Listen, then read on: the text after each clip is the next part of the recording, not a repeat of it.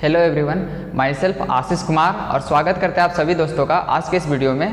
तो जैसा कि हम लोग जानते हैं कि झारखंड एकेडमिक काउंसिल ने अपना जो ऑफिशियल नोटिफिकेशन है वो ऑलरेडी पहले ही दे दिया है कि हम लोग का जो जेक का एग्ज़ाम है वो 24 मार्च से शुरू होने वाला है और जो मेन सब्जेक्ट का हम लोग का एग्ज़ाम है वो होगा 7 मार्च से।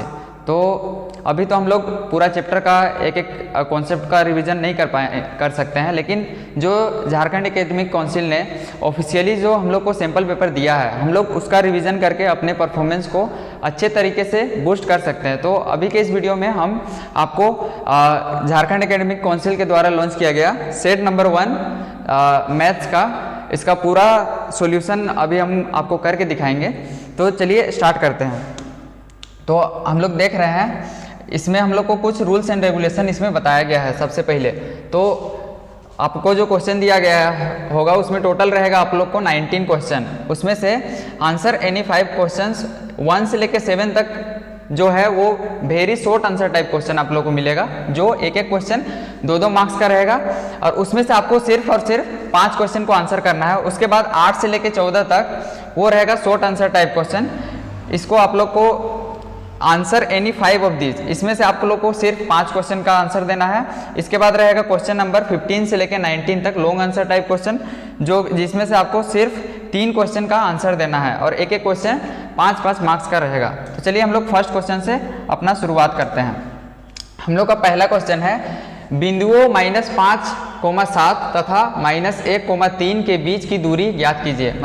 मतलब 2 पॉइंट दिया हुआ है जिसका कोऑर्डिनेट दिया हुआ है। मान लेते हैं ये A है एक पॉइंट जिसका कोऑर्डिनेट दिया हुआ है -5,7 और एक पॉइंट है B जिसका कोऑर्डिनेट दिया हुआ है हम लोग को -1 और 3। इसके बीच का जो दूरी होगा वो क्या होगा, यही इंग्लिश में भी लिखा हुआ है।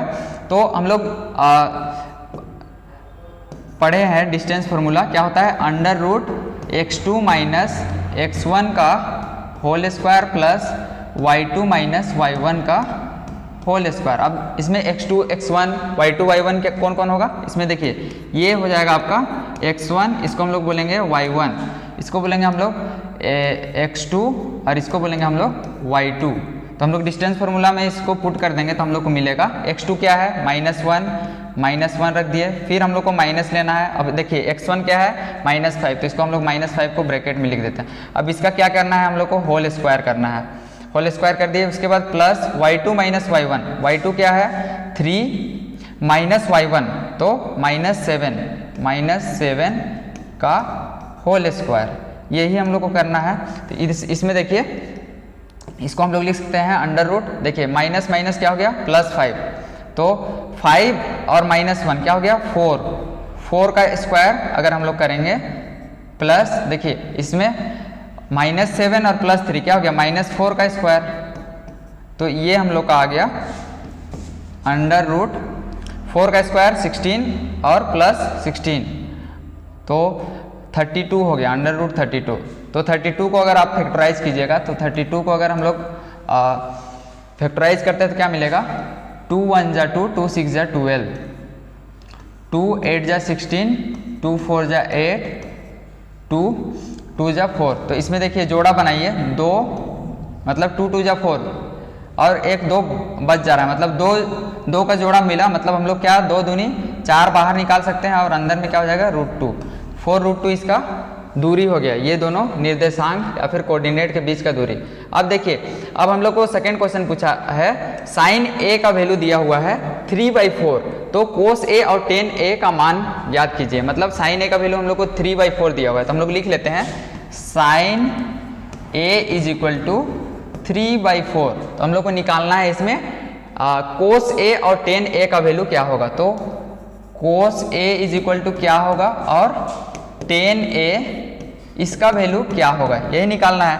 तो हम लोग जानते हैं साइन थीटा क्या होता है, साइन थीटा = होता है P/H।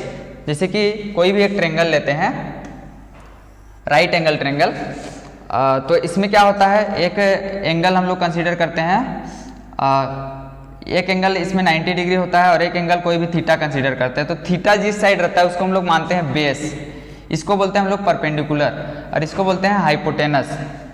तो इसमें हम लोग इसको क्या लिख सकते हैं, P बाई एच लिख सकते हैं। तो अगर हम लोग इसमें इस ट्रायंगल में पाइथागोरस थ्योरम अगर अप्लाई करें तो हम लोग इसमें बेस का वैल्यू हम लोग निकाल सकते हैं। तो b इज इक्वल टू क्या हो जाएगा, b इज इक्वल टू होगा under root h square minus p square, ये है पाइथागोरस थ्योरम से। तो इसको अगर निकाले तो h का वैल्यू इसमें कितना दिया हुआ है 4, मतलब 4 का स्क्वायर हो गया 16 माइनस p का स्क्वायर है 9, तो हम लोग का आ गया रूट अंडर 7, इसका वैल्यू आ गया रूट 7।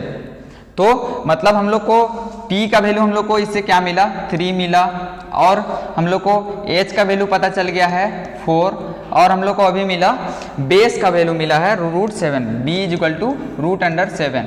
तो हम लोग को निकालना क्या है कोस a, तो देयरफॉर हम लोग कोस a का वैल्यू नहीं निकाल सकते। कोस a मतलब cos theta is equal to क्या होता है, साइन थीटा होता है p by h, cos theta होता है b बाई एच, क्या होता है b बाई एच। बेस कितना है रूट 7 और हाइपोटेनस है 4, तो ये हो जाएगा रूट अंडर 7 बाई 4, यही इसका आंसर हो गया। इसके बाद हम लोग को पूछा गया है टेन थीटा, टेन ए पूछा गया है। टेन ए क्या होता है, perpendicular by base, tan theta होता है p बाई बी, मतलब परपेंडिकुलर का वैल्यू है 3 और बेस का वैल्यू है रूट 7, तो इसका वैल्यू हो जाएगा 3 बाई रूट अंडर 7।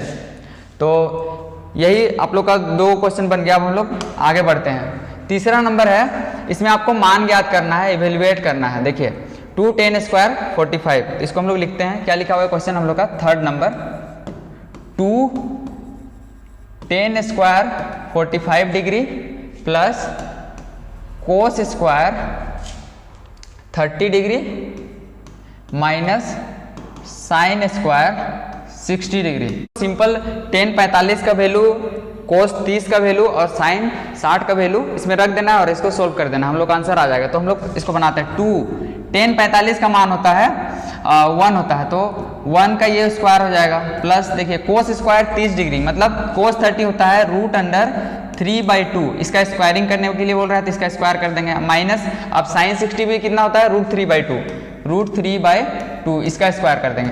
अब देखिए ये सेम टर्म है, तो ये और ये कट के क्या हो जाएगा 0 हो जाएगा, ये दोनों मिलके हो जाएगा 0। तो हम लोग का क्या बचेगा 2 × 1 का स्क्वायर, मतलब 2 हो गया इसका आंसर। आपके पास नेक्स्ट क्वेश्चन है चौथा नंबर, इसमें पूछ रहा है cos 38 degree, cos 38 degree into cos 52 degree minus sine 38 degree into sine 52,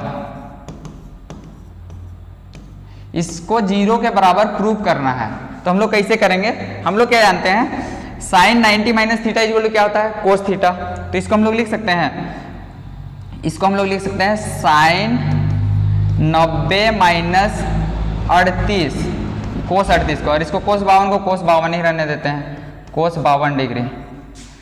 अब इसको क्या लिख सकते हैं, साइन को कोस के टर्म में हम लोग लिख सकते हैं कोस 90 माइनस 38 लिख सकते हैं, 90 माइनस 38, और इसको लिख सकते हैं, इसको इतना ही रहने देते हैं साइन 52 डिग्री। अब हम लोग इसको क्या लिख सकते हैं साइन, अब देखिए 90 में 38 घटाएंगे तो हम लोग को मिलेगा 52 degree into cos 52 minus cos 52 degree into sine 52। तो देखिए इसमें देखिए साइन 52 कोस 52, और इसको भी अगर इधर कर दे रिवर्स कर दे, मतलब साइन को इधर लिख दे, मल्टीप्लाई में तो कोई दिक्कत नहीं है, तो ये भी सेम टर्म हम लोग को दिख रहा है। सेम टर्म्स को अगर घटाएंगे तो हम लोग क्या मिलेगा 0 मिलेगा, तो ये 0 के बराबर है, ये हम लोग का प्रूफ हो गया। अब हम लोग नेक्स्ट क्वेश्चन 5वां नंबर में आते हैं। 5वां नंबर हम लोग को क्या बोलता है, देखिए फाइंड 7 सेंटीमीटर त्रिज्या तथा 5 सेंटीमीटर ऊंचाई वाले लंबवृत्तीय बेलन का आयतन ज्ञात कीजिए। मतलब एक राइट सर्कुलर कोन है जिसका वॉल्यूम हम लोग को फाइंड आउट करना है। तो हम लोग एक सिलेंडर बना लेते हैं, राइट सर्कुलर सिलेंडर, जिसका रेडियस दिया हुआ है हम लोग को 7 सेंटीमीटर और इसका हाइट दिया हुआ है 5 सेंटीमीटर, इसका ऊंचाई दिया हुआ है। तो इसका वॉल्यूम निकालना है, वॉल्यूम ऑफ सिलेंडर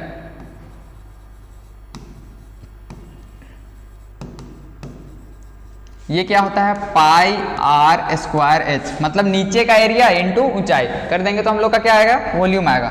तो मतलब पाई की जगह में 22/7 इंटू आर स्क्वायर, मतलब 7 गुने हाइट कितना है 5 है, 7 से 7 गया तो हम लोग को मिलेगा, देखिए 22 गुने 5 होता है 110 गुने 7, तो हम लोग को मिल गया 11 सत्ते 77, 770, और ये सेंटीमीटर है तो इसका वॉल्यूम हो जाएगा सेंटीमीटर क्यूब। यही हम लोग का आंसर है। अब देखिए, अब आपको पूछा गया है relation between mean, median and mode, मतलब माध्य, माध्यिका और बहुलक के बीच में क्या रिलेशन। हम लोग क्या जानते हैं, जो मोड होता है, मोड इक्वल टू होता है 3 मीडियन माइनस 2 मीन, तो हम लोग लिख सकते हैं mode is equal to 3 median minus 2 mean. ये हम लोग जब चैप्टर पढ़ रहे थे तभी हम लोग को बताया। इसमें देखिए हम लोग मीन किसको बोलते हैं, माध्य को हम लोग मीन बोलते हैं, इसी तरीके से माध्यिका को बोलते हैं मीडियन और मोड बोलते हैं बहुलक को। तो हम लोग mode is equal to 3 median minus 2 mean हम लोग जानते हैं, तो हम लोग क्या बोल सकते हैं, मोड को हम लोग क्या बोलते हैं, बहुलक। तो बहुलक बराबर हो जाएगा 3 मीडियन, मतलब मीडियन हम लोग का है माध्यिका, तो 3 माध्यिका माइनस 2 मीन, मतलब 2 गुने माध्य। ये हम लोग का रिलेशन है, इसको याद रखिएगा, ये बहुत इंपॉर्टेंट रिलेशन है और खास करके झारखंड बोर्ड में ये पूछा जाता है। अब हम लोग आगे बढ़ जाते हैं। हम लोग का नेक्स्ट क्वेश्चन है, एक पासे को फेंका जाता है, निम्नलिखित को प्राप्त करने की प्रायिकता। अब हम लोग प्रायिकता वाले चैप्टर में आ गए हैं, प्रोबेबिलिटी में। तो देखिए एक डाइस जब हम लोग जानते हैं डाइस में टोटल कितने फेस होते हैं, 6, इसका टोटल 6 को फेस होता है। और हम लोग जानते हैं कि डाइस का खास बात क्या होता है कि अगर मान लेते हैं ऊपर में 1 है तो नीचे में क्या होता है, 6 होता है, नीचे में 6 होता है, मतलब डाइस का जो अपोजिट साइड होता है उसका सम हमेशा 7 के बराबर होता है। मतलब जब भी हम लोग जोड़ेंगे एक दूसरे के अपोजिट तो उसका जोड़ कितना होता है, 7 के बराबर। तो इसमें हम लोग को पूछा है, एक बार हम लोग इस पासा को ऐसे एक बार फेंके तो प्रोबेबिलिटी एक ओड नंबर मिलने का क्या होगा, पहला का ए नंबर में ओड नंबर। तो हम लोग को पता करना होगा कि डाइस में ओड नंबर कितने होते हैं। तो ओड नंबर कौन कौन सा है, 1 होता है, 3 होता है और 5 होता है। मतलब टोटल ओड नंबर कितना हो गया, 3 हो गया टोटल ओड नंबर। और टोटल नंबर ऑफ, मतलब टोटल कितना इसमें नंबर होता है, 6 नंबर होता है। तो 3/6 इसका हो जाएगा प्रायिकता, प्रोबेबिलिटी क्या हो जाएगा,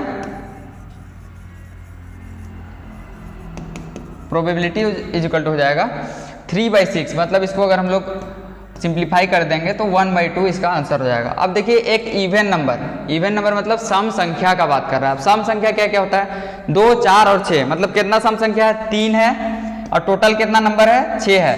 तो probability of even number, probability of odd number, ये हो जाएगा 3/6, मतलब ये भी हो जाएगा हम लोग का 1/2 के बराबर। यही है इस क्वेश्चन में। अब हम लोग आगे बढ़ जाते हैं। तो हम लोग का नेक्स्ट क्वेश्चन है, बिंदुओं -5, -6 और -1, -4 को जोड़ने वाले रेखाखंड को y अक्ष किस अनुपात में विभाजित करती है। मतलब एक हम लोग का एक लाइन है, यहाँ पे एक पॉइंट मान लेते हैं A और एक B, ये क्या कर रहा है, y अक्ष को विभाजित कर रहा है। ये x अक्ष हो गया और ये हो गया y अक्ष, x एक्सिस और y एक्सिस। तो इसको कुछ रेशियो में डिवाइड कर रहा है। तो हम लोग मान लेते हैं इसको m1 अनुपात m2 में इसको विभाजित कर रहा है। और इसका हम लोग को कोऑर्डिनेट दिया हुआ है, देखिए a का कोऑर्डिनेट दिया हुआ है 5, -6 और दूसरा दिया हुआ है -1, -1, तो देखिए अगर y एक्सिस इसको डिवाइड कर रहा है, मतलब इसमें क्या होगा, x का वैल्यू क्या होगा, 0 होगा। मतलब हम लोग इसको क्या मान सकते हैं, 0, कुछ भी k मान लेते हैं। क्यों मान रहे हैं, क्योंकि इसमें y एक्सिस क्या है, y एक्सिस इसको काट रहा है, इसलिए देखिए इसमें x का अगर कोऑर्डिनेट अगर लेंगे तो x का कोऑर्डिनेट हर एक जगह में क्या होगा, 0 होगा, तो इसलिए मान रहे हैं। अब हम लोग क्या करेंगे, सेक्शन फॉर्मूला इसमें लगाएंगे और इसका जो x कोऑर्डिनेट है उससे हम लोग रिलेट करके m1/m2 का रेशियो निकाल देंगे, वही हम लोग को निकालना है। तो चलिए हम लोग बनाते हैं। ये हम लोग का क्वेश्चन नंबर है 8। हम लोग जानते हैं बाई सेक्शन फॉर्मूला।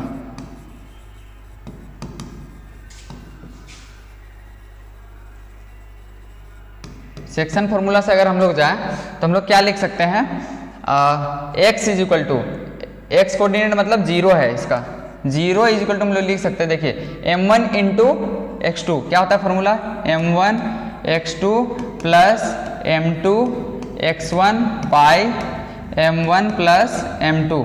इसी को हम लोग लगाएंगे तो हम लोग को मिलेगा, देखिए m1 इंटू x2, तो इसको m1 लिखें, इंटू x2 का वैल्यू है -1, इंटू -1 कर दिए, प्लस m2 को m2 ही रहने देते हैं, इंटू x1 क्या है 5 है, इंटू 5 हो जाएगा, divided by m1 plus m2।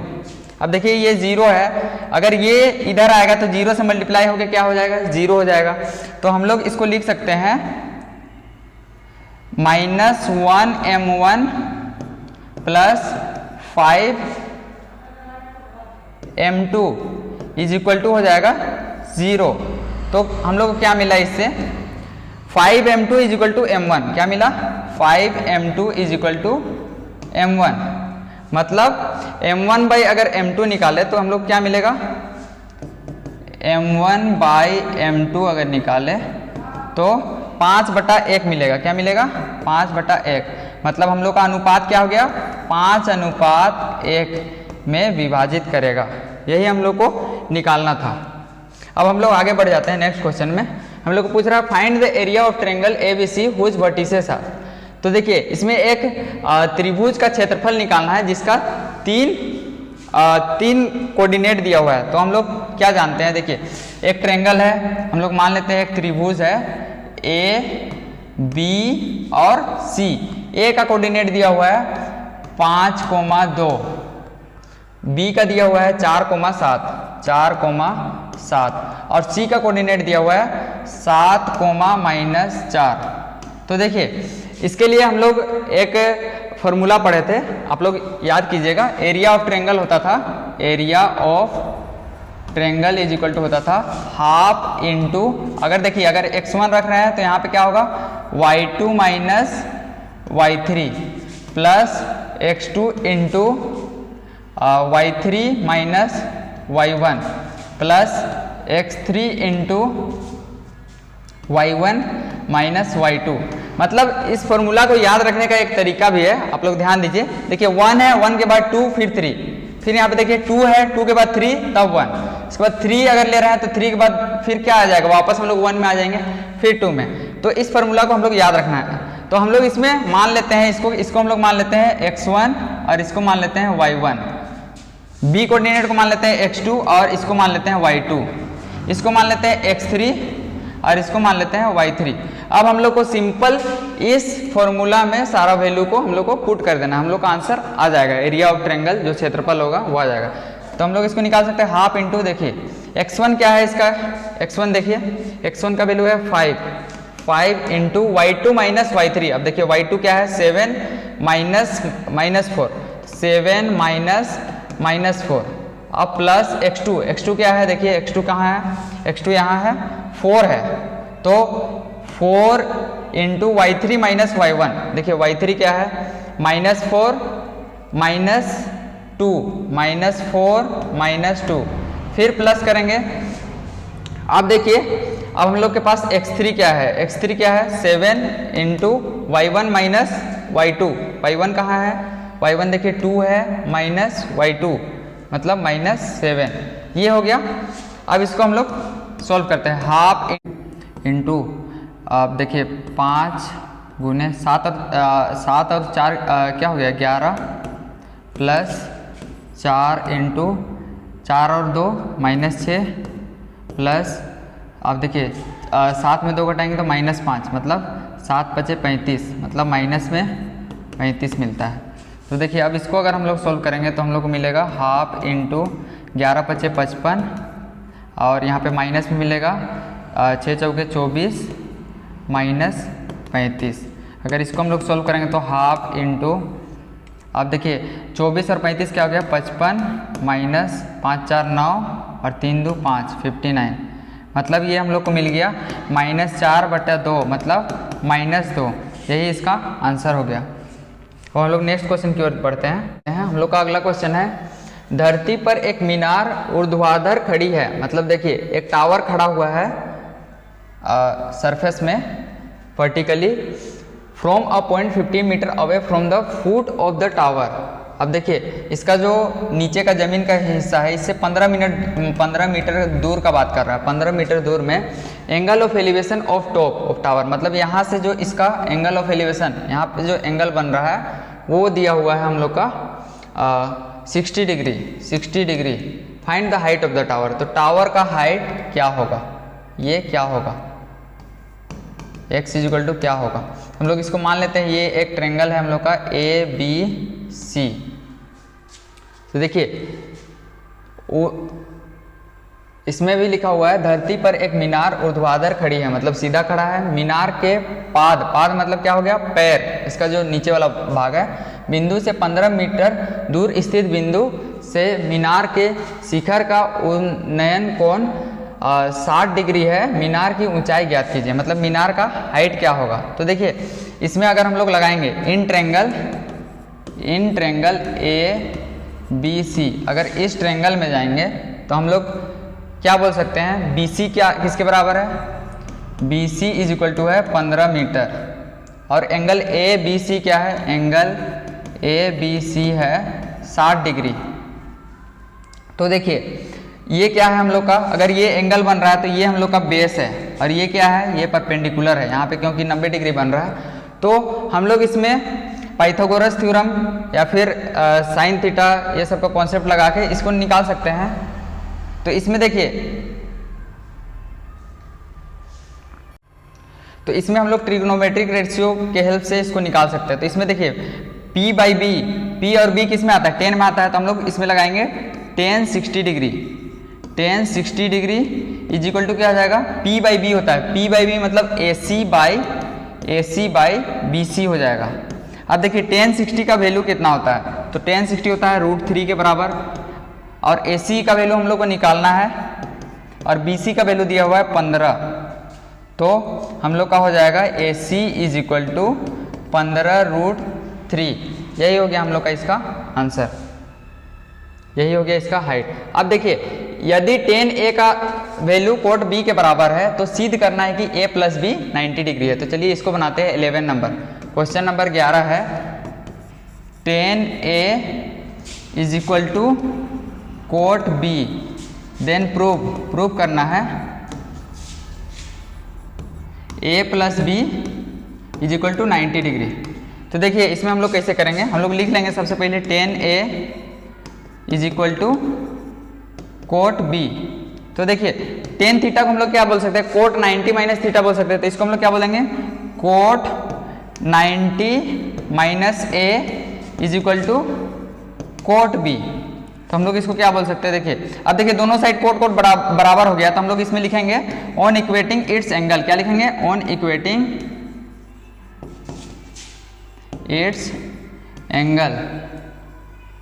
मतलब अगर हम लोग इसका एंगल को इक्वेट करेंगे तो हम लोग क्या मिलेगा, 90 - A is equal to B। तो हम लोग को इसको इधर ले गए तो हम लोग को मिल गया A + B बराबर 90। तो हम लोग का प्रूव हो गया। तो हम लोग लिखेंगे हेंस प्रूव्ड। हम लोग का ये जो क्वेश्चन था वो पूरा प्रूव हो गया। अब हम लोग आगे बढ़ते हैं। तो देखिए हम लोग का अगला क्वेश्चन नंबर 12 हम लोग को बोल रहा है कि 7.6 सेंटीमीटर लंबा एक रेखाखंड खींचिए। मतलब एक लाइन ड्रॉ करना है। हम लोग मान लेते हैं AB एक लाइन है जिसका लेंथ है 7.6 सेंटीमीटर। इसको आप लोग को कंपास या स्केल के हेल्प से आप लोग को ड्रॉ कर लेना है। 7.6 सेंटीमीटर ड्रॉ हो गया।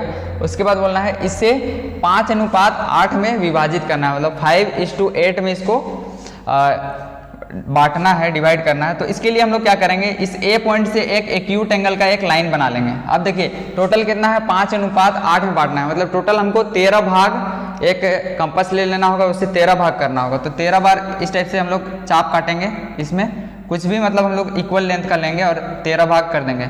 1 2 3 4 5 6 7 8 9 10 11 12 13। अब क्या करेंगे, ये 13वें वाले को b से मिला देंगे। क्या करेंगे, 13वें वाले को b से मिला देंगे।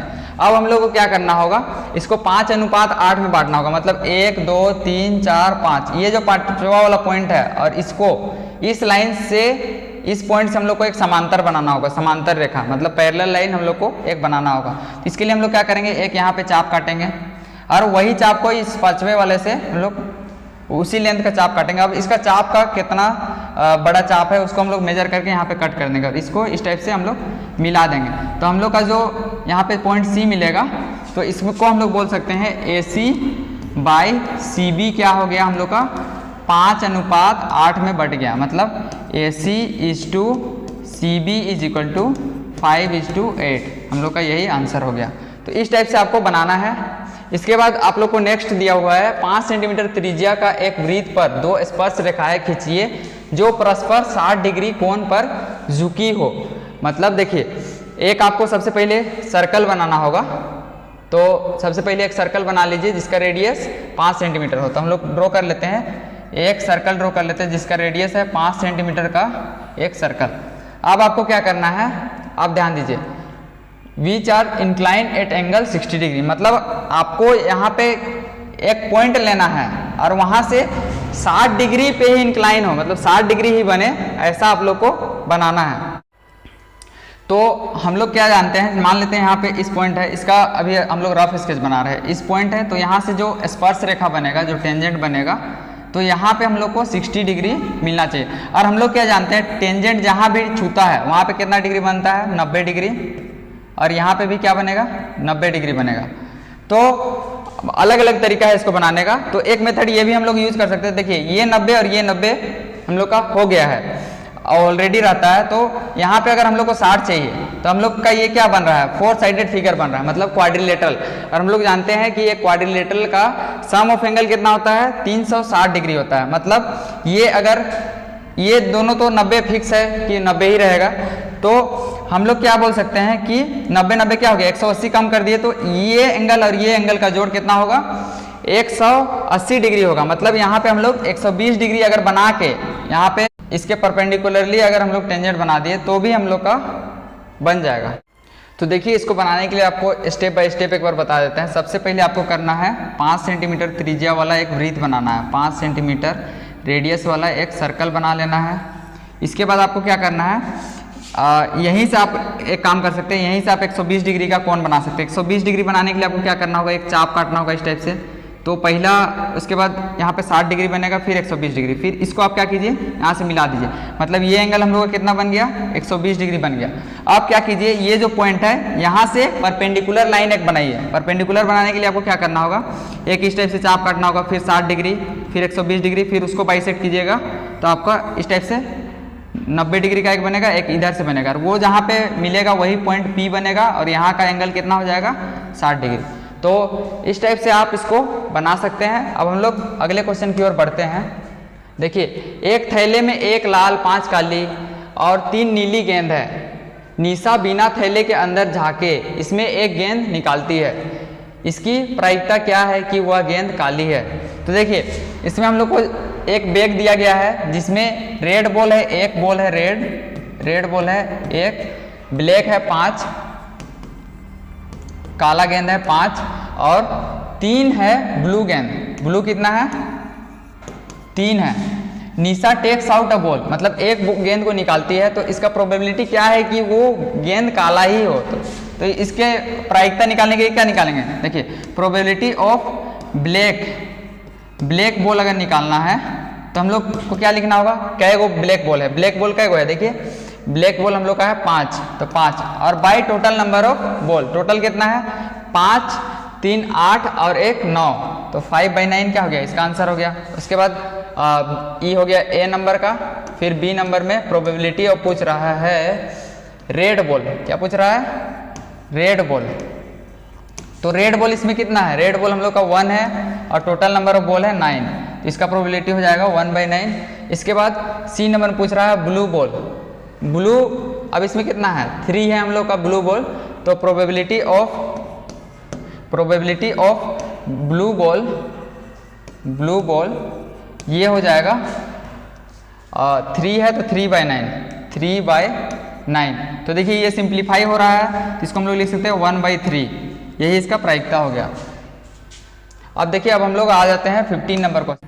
हम लोग का जो क्वेश्चन है वो है 7 मीटर ऊंचे एक भवन के शिखर से एक केबल टावर का शिखर का उन्नयन कोण। मतलब देखिए एक आपका बिल्डिंग है जो कि 7 मीटर का है और एक आपका टावर है, एक है टावर जिसका उन्नयन कोण मतलब इसके बिल्डिंग के टॉप से इसका जो एंगल ऑफ एलिवेशन है वो है हम लोग का 60 डिग्री।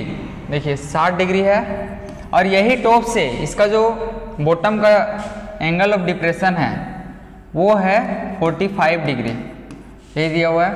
और इसके पाद का नमन कोण 45 डिग्री है। टावर की ऊंचाई क्या होगी? मतलब ये क्या है? ये हम लोग मान लेते हैं ए बी, इसको मान ले रहे हैं ये बिल्डिंग है, और सी डी हम लोग मान ले रहे हैं ये है टावर, और इसके बीच में एक पॉइंट है ई। तो अगर हम लोग इसमें ध्यान दें तो ये अगर 7 मीटर है मतलब इसका भी हाइट क्या होगा? 7 मीटर होगा, एकदम होगा। इसको हम लोग सी को x मान लेते हैं। तो देखिए इसमें हम लोग दिमाग कैसे लगाएंगे।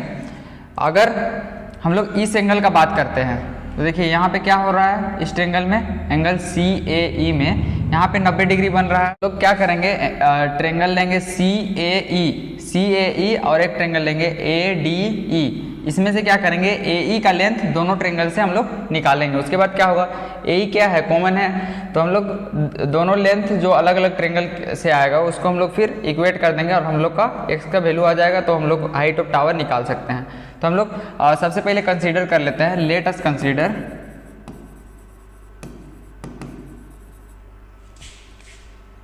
सबसे पहले क्या कर रहे हैं? AB क्या है? AB height of building.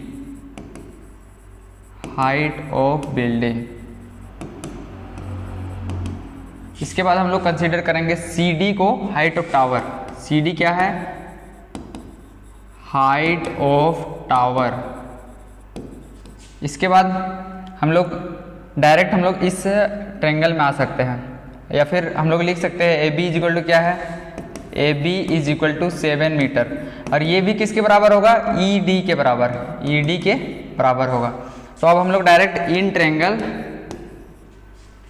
CAE या फिर AEC या फिर ACE बोल सकते हैं। इन ट्रायंगल ACE एंगल क्या है? CAE 60 डिग्री है, angle CAE is equal to 60 degree है। कितना है? 60 डिग्री। अब इसके बाद हम लोग ध्यान दें तो CE का लेंथ क्या है? CE is equal to x है। तो हम लोग इसमें देखिए, इसमें अगर हम लोग देखिए ये एंगल है मतलब ये क्या है? बेस है और ये परपेंडिकुलर। तो हम लोग क्या बोल सकते हैं कि tan 60 degree is equal to क्या होगा? tan थीटा क्या होता है? P/B मतलब x डिवाइडेड बाय AE। और हम लोग जानते हैं tan 60 का वैल्यू कितना होता है? tan 60 होता है √3। तो √3 is equal to x by AE। तो हम लोग को मिल गया AE is equal to x by √3। अब देखिए अब हम लोग कंसीडर करेंगे इस ट्रायंगल, इन ट्रायंगल AED। और हम लोग लिखते हैं इन ट्रायंगल AED में अगर बात करें AED में तो एंगल क्या है? Angle DAE is equal to 45 degree है। अब देखिए ये एंगल है मतलब ये क्या है? ये है इसका बेस और ये है परपेंडिकुलर। तो इसमें अगर हम लोग 45 डिग्री अगर लाया है, 45 डिग्री इज इक्वल टू क्या होगा? P/B होता है मतलब 7 बाई हम लोग बोल सकते हैं AE। क्या बोल सकते हैं? AE। तो इससे हम लोग क्या मिला, tan 45 का वैल्यू 1 होता है इक्वल टू 7/AE। तो जो AE का लेंथ है वो भी कितना हो गया, 7 मीटर हो गया। तो हम लोग क्या बोल सकते हैं, इसको इक्वेशन 1 हम लोग मान लेते हैं और इसको इक्वेशन 2। तो हम लोग लिख सकते हैं from equation 1 and 2, from equation 1 and 2 समीकरण 1 और 2 से अगर जाएंगे तो हम लोग को क्या मिलेगा, x/√3 किसके बराबर, हम लोग 7 के बराबर बोल सकते हैं। x/√3 इज इक्वल टू 7, मतलब x इज इक्वल टू क्या हो गया, 7√3। देयरफॉर अब हमको क्या निकालना है, height of tower. Height of tower, height of tower किसके बराबर होगा, हाइट ऑफ टावर होगा is equal to CE plus ED।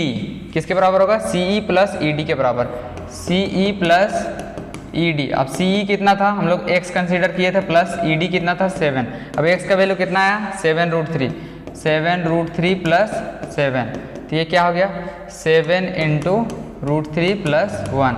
अगर इतना में भी आप छोड़ सकते हैं, और अगर इसको अगर सोल्व करना चाहें तो 7√3 का वैल्यू कितना होता है 1.73, 1.73 प्लस 1, तो ये हो जाएगा 7 × 2.73। अब इसको मल्टीप्लाई कीजिएगा तो 7 × 21 के 1 हाथ में 2, 7 × 3 = 49, 50 × 51 के 1 हाथ में 5, 7 × 14 5, 19.11 आसपास सबका आंसर आ जाएगा।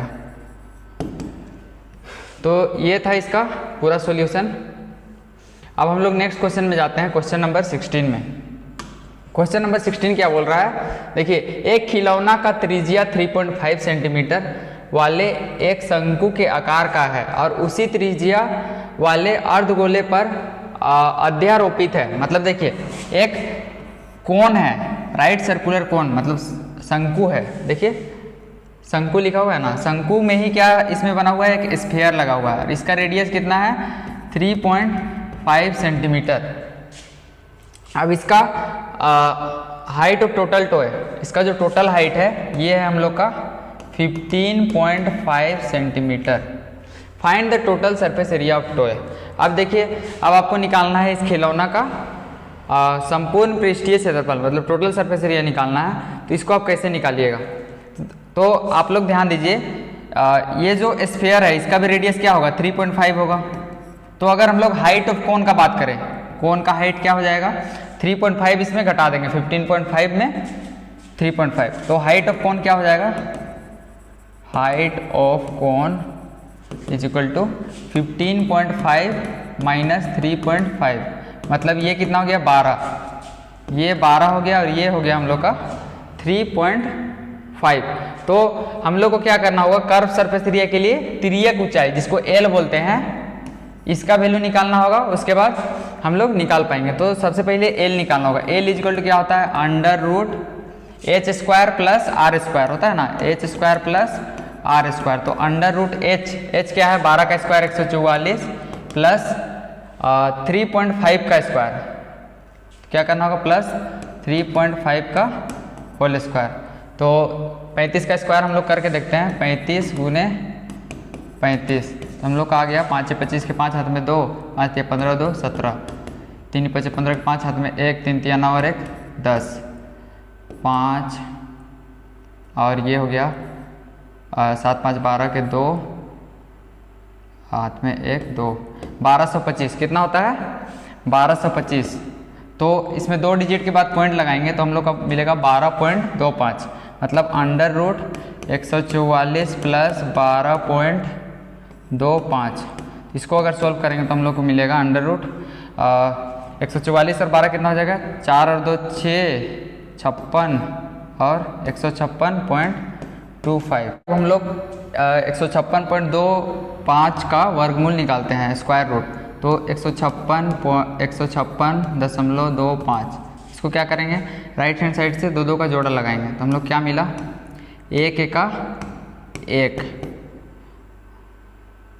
इधर कट गया 1 और 1 इधर हो जाएगा 2, तो यहाँ पे क्या हो गया कट गया, तो इसके बाद 56 मिला। तो देखिए अगर 22 दूना क्या होगा 44, तो 2 लिखना होगा, 22 दूना 44। अब देखिए अब कितना बचता है, 6 में 4 2 और 5 में 4 1 12, और देखिए और यहाँ पे हो गया 25 उधर जाएगा 25। अब पॉइंट है तो यहाँ पे पॉइंट लगाएंगे।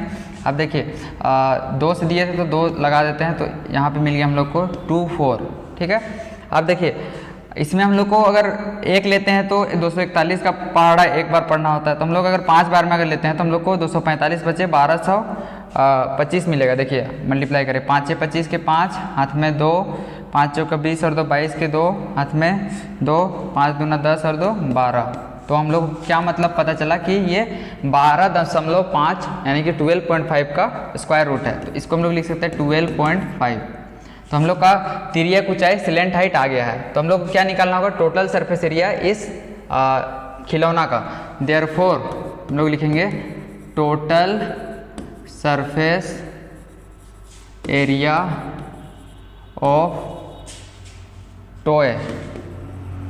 टोटल सरफेस एरिया किसके बराबर होगा, देखिए ये शंकु है, कोन का क्या होता है पाई आर एल, और हेमिस्फीयर अर्धगोला का होता है 2 पाई आर स्क्वायर। तो हम लोग क्या लिख सकते हैं इसको, equal to pi r l plus 2 pi r square, ठीक है। अब देखिए इसमें कॉमन क्या है, आपको पाई कॉमन दिख रहा है, आर कॉमन दिख रहा है, तो एल प्लस आर यही ना है। देखिए पाई आर कॉमन है तो बचा क्या एल, और देखिए और आपका है एल बच गया और यहाँ पे आर बचा है, और यहाँ पे 2r होगा, एल प्लस 2r। तो ये हो गया आपका। अब देखिए अब हम लोग पुट करते हैं, पाई की जगह में 22/7, रेडियस था हम लोग का 3.5। अब एल कितना है 12.5 प्लस 2 इंटू आर, मतलब 2 इंटू 3.5। इसको अगर हम लोग सॉल्व करेंगे तो देखिए 7 से अगर इसको करते हैं तो 0.5 टाइम्स में आता है, और 22 का आधा क्या हो गया 11 गुने, अब देखिए 12.5 प्लस 3.5 दूना क्या हो जाएगा 7 हो जाएगा, तो ये हो जाएगा 11, और 12 और 7 कितना हो गया 19.5। तो इसको अगर मल्टीप्लाई करते हैं 11 25 55 के 5 हाथ में 5, 11 9 99 और 5 हो गया 104, कैरी हो गया 10, 11 का 11 और 10 21, तो 214.5। अब देखिए इसका यूनिट क्या दिया हुआ था उसको ध्यान देना है, यूनिट था हम लोग का सेंटीमीटर, तो इसका जो आयतन आएगा वो सेंटीमीटर क्यूब में आएगा। ये हम लोग का हो गया आंसर। अब हम लोग नेक्स्ट क्वेश्चन में जाते हैं।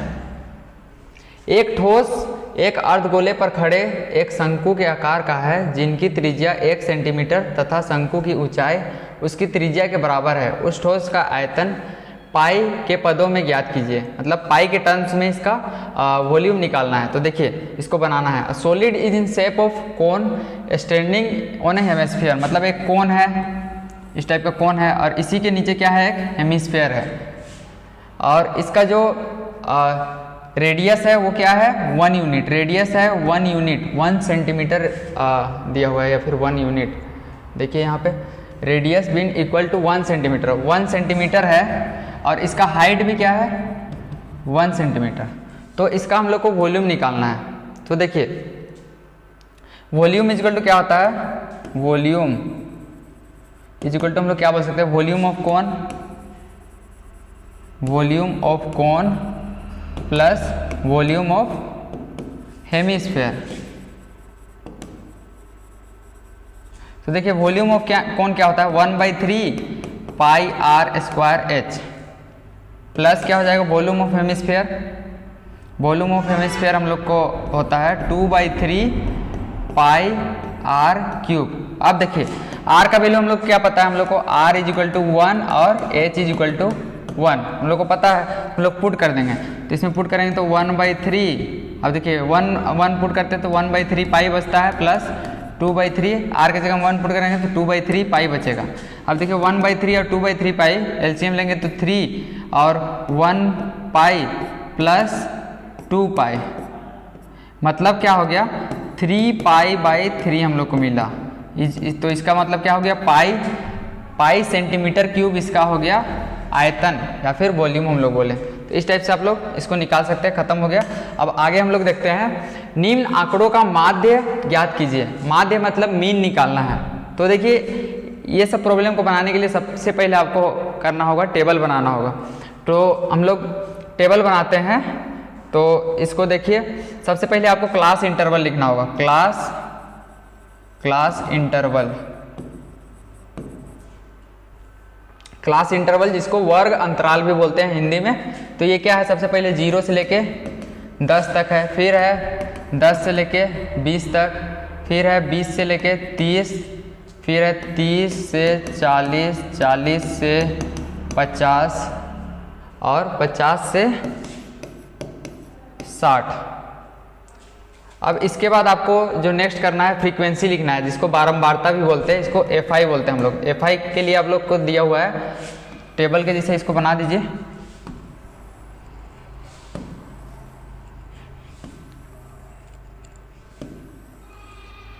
देखिए FI हम लोग को कितना दिया हुआ है, सबसे पहला का है 5, उसके बाद है 8, 10, 3, 8 और 6, 8 और 6 ये दिया हुआ है।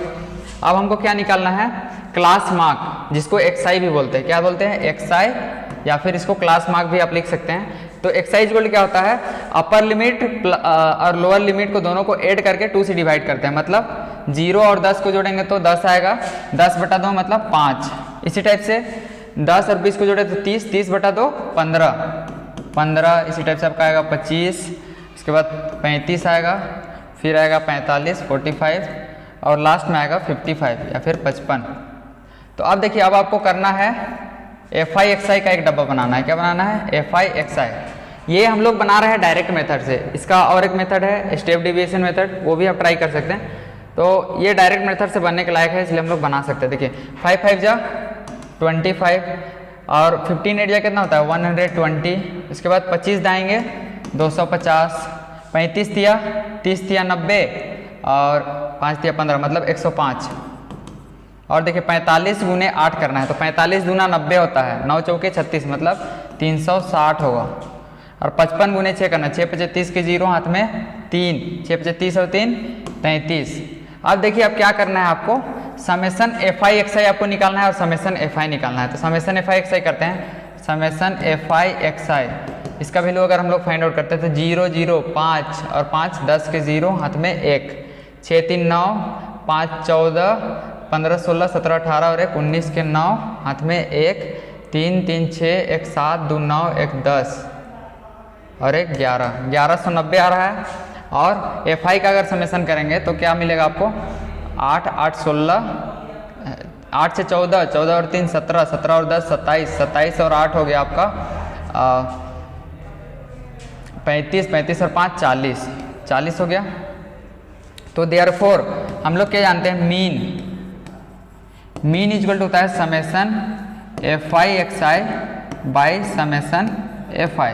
तो यही आपको लगाना है। FI XI का कितना है 1190/40 करना है। देखिए 0 से 0 गया, अब 119/4 करना है, मतलब 4 दूना 8, 4 दूना 8, 3 बचा 3 8, 4 9 36, उसके बाद 37 38 39 पॉइंट डाले तो 3 बच रहा है, मतलब 4 7 28, उसके बाद 2 बचा 4 5 20 मतलब 29.75। ये क्या हो गया, इसका मीन हो गया, माध्य।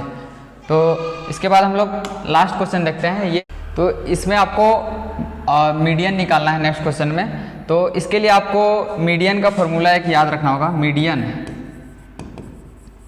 मीडियन इक्वल टू होता है L plus n/2 minus CF/F into H। बस यही फार्मूला से आपका ये प्रॉब्लम बन जाएगा। तो चलिए हम बना के दिखाते हैं। सबसे पहले क्लास इंटरवल दिया हुआ हम लोग को, तो क्लास इंटरवल लिखते हैं। क्लास इंटरवल हम लोग का है सबसे पहला 10 से लेके 25 तक, फिर है 25 से लेके 40 तक, 40 से लेके 55, फिर है 55 से लेके 70 तक, 55 से 70, फिर नेक्स्ट है 70 से 85 और 85 से 100, 70 से लेके 85 और 85 से लेके 100। अब इसके बाद हम लोग को इसका फ्रीक्वेंसी को लिख देना है। चलिए लिखेंगे। फिर हम लोग को बनाना होगा फ्रीक्वेंसी, मतलब कितना बार रिपीट कर रहा है, बारंबारता। तो देखिए बारंबारता कितना दिया हुआ है, सबसे पहला का 2 दिया हुआ है, 3 है, फिर है 7, फिर 6, फिर 6 और 6, 6 और 6। अब देखिए अब आपको इसमें निकालना होता है सी एफ कम्युलेटिव फ्रीक्वेंसी। देखिए यहाँ पे जैसे कि फार्मूला में हम लोग का सी एफ, तो सी एफ निकालने के लिए हम लोग क्या करते हैं, देखिए सबसे पहला में क्या है, फ्रीक्वेंसी हम लोग का 2 दिया हुआ है, इसको 2 ही रहने देंगे। इसके बाद देखिए इसके बाद हम लोग क्या करेंगे, इस दोनों को जोड़ देंगे, 2 और 3 क्या हो गया, 5 हो गया।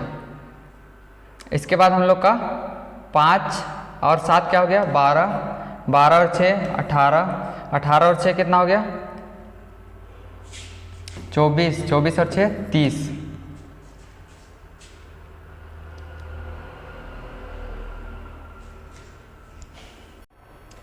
तो इसमें जो सी एफ में जो सबसे लास्ट में आता है, इसको हम लोग कंसीडर करते हैं एन। मतलब अगर n इक्वल टू अगर 30 है तो हम लोग बोल सकते हैं n/2 इक्वल टू क्या हो गया, 30/2 मतलब 15 आ गया। तो हम लोग n/2 का वैल्यू पता चल गया। अब सी एफ हम लोग किसको लेते हैं, तो देखिए n/2 15 आया, तो देखिए 15 के जस्ट बाद कौन आ रहा है, 18 आ रहा है। तो 18 के जस्ट ऊपर वाला का जो सी एफ होता है इसी को हम लोग कंसीडर करेंगे। मतलब इसमें सी एफ हम लोग कितना कंसीडर करेंगे, c f is equal to हम लोग कंसीडर करेंगे 12, 12 हम लोग लेंगे सी एफ के जगह में।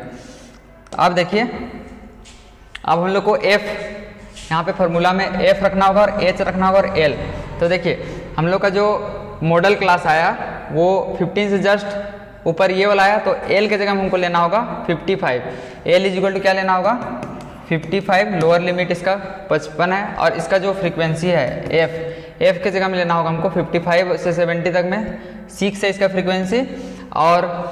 और इसमें पूछा गया है एल, एल तो हो गया, n/2 हो गया, सी एफ, और एच का काम आएगा। एच मतलब कितना का अंतर है, तो देखिए 55 से लेकर 70 तक में कितना का अंतर है, 15 का अंतर है। तो इसमें एच इज इक्वल टू क्या लेंगे, 15। तो अब हम लोग देयरफॉर हम लोग को निकालना है मीडियन। तो मीडियन इज इक्वल टू हम लोग लिखेंगे therefore median is equal to हम लोग क्या लिखेंगे, l plus n/2 minus c f by f into h. अब देखिए लोअर लिमिट एल का वैल्यू कितना है, 55 रख दिए, प्लस n/2 मतलब n/2 का मतलब कितना है, 15 माइनस सी एफ कितना है, 12 है, बटा डिवाइडेड बाई एफ कितना है, 6 है, इंटू हाइट, हाइट क्या है, 15 का हाइट है। अब इसको हम लोग सॉल्व करते हैं तो आ जाता है 55 प्लस 15 में 12 घटाएंगे तो 3/6 गुने 15, ये हो जाएगा 55 प्लस 3/6 मतलब 1/2 मतलब 15/2 मतलब 15 का आधा करेंगे तो 7.5, मतलब अगर इसको जोड़ देंगे तो 62.5 इसका आंसर हो जाएगा।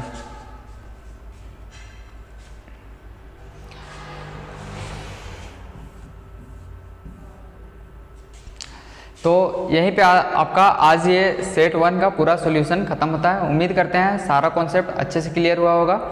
खूब पढ़िए और अच्छा स्कोर कीजिए, अच्छा से अच्छा खूब आगे बढ़िए। आज के लिए बस इतना ही, धन्यवाद।